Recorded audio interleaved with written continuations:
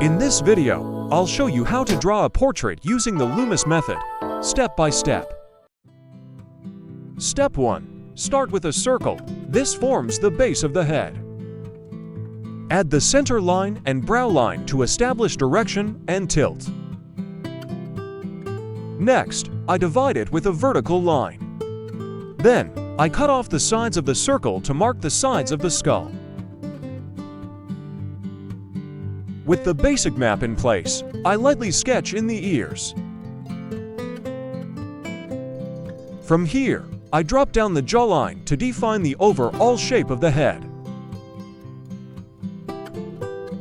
The neck connects just below the jaw and behind the ears, not directly under the chin.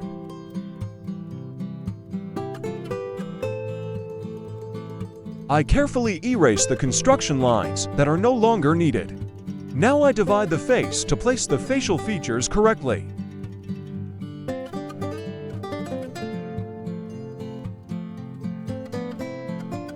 The eyes usually fall halfway between the top of the skull and the chin, with the nose and mouth placed proportionally below. With the basic map in place, I lightly sketch in the nose and mouth.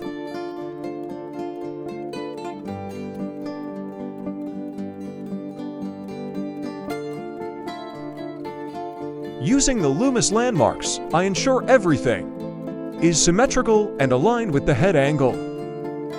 The brow line, hairline, nose line, and chin help establish balanced proportions. If the head is turned or tilted, pay attention to how the features curve around the form. I adjust the line quality, define shapes more clearly, and begin building the portrait's personality.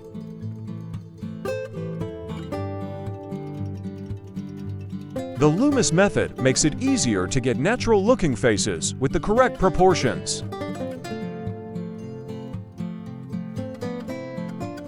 I use soft shading to define the planes of the hair, keeping in mind where the light source is coming from.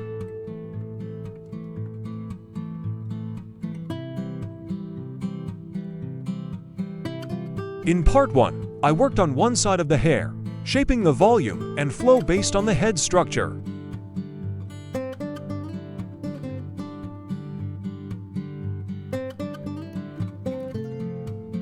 Take your time. Loomis is about building with intention.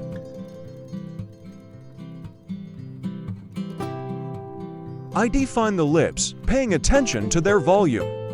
And subtle curves, I use soft shading to separate the upper and lower lips and add a highlight where the light hits.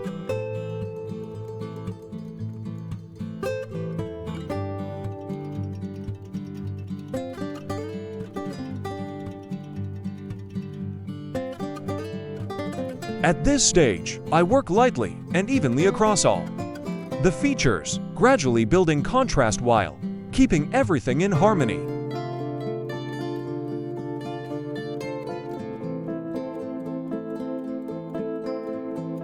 Next, I bring more structure and form to the nose. I carefully shade the planes of the nose, keeping the light source in mind, and make sure the nostrils are balanced and soft, not too outlined.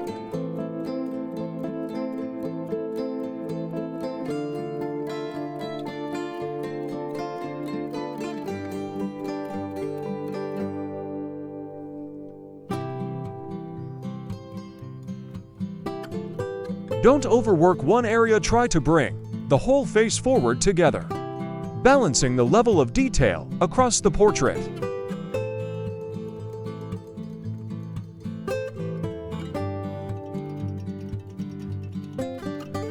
Now I complete the other side of the hair, making sure it balances naturally with the head.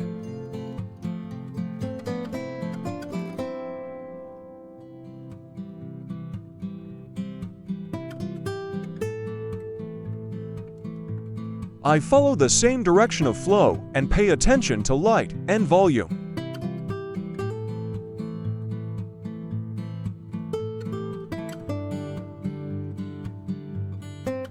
Hair should feel soft, but still structured, not too flat or too sharp.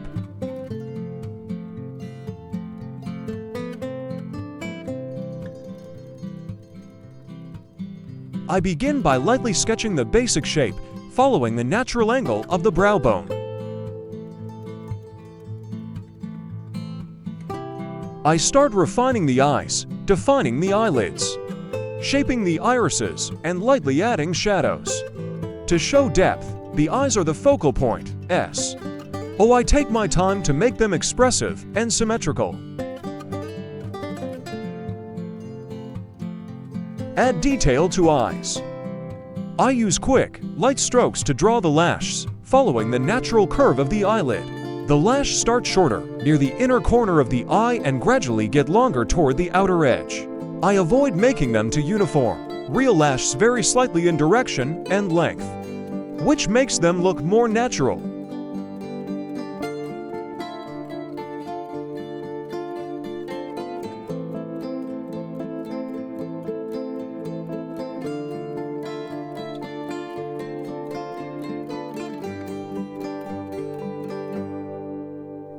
Start refining the eyes, defining the eyelids, shaping the irises, and lightly adding shadows. To show depth, the eyes are the focal point, so I take my time to make them expressive and symmetrical.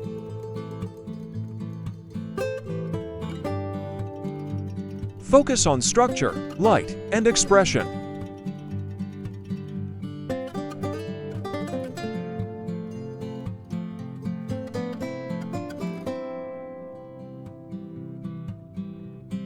Don't overwork one area. Try to bring the whole face forward together, balancing the level of detail across the portrait.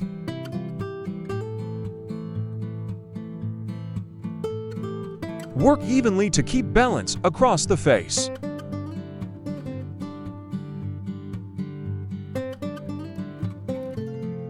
Using just a pencil, I slowly build contrast, depth, and realism.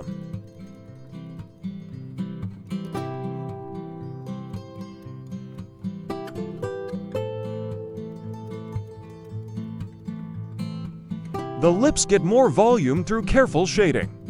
I darken the corners slightly, emphasize the center line between the lips, and create a soft gradient on the lower lip to show light hitting its curve. Keep the neck slightly tapered, not too thick or too narrow. And always consider the head's tilt or rotation.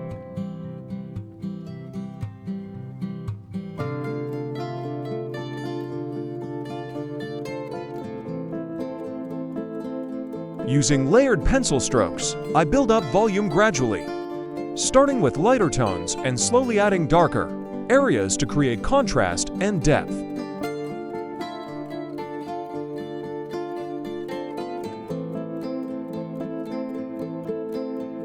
I keep checking how the hair connects to the scalp and frames the face, making sure it blends naturally with the overall portrait.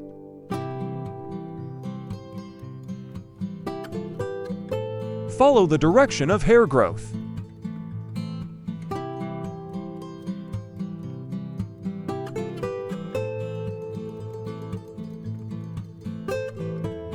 Now I'm deepening the details and shading in the eyes, nose, and lips to bring the portrait to life.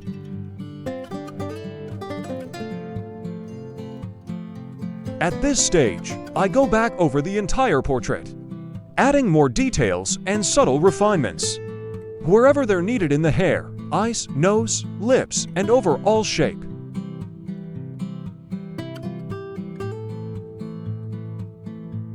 Thanks for watching. If you enjoyed this portrait drawing, don't forget to like, comment, and subscribe for more art tutorials and step-by-step guides. See you in the next video.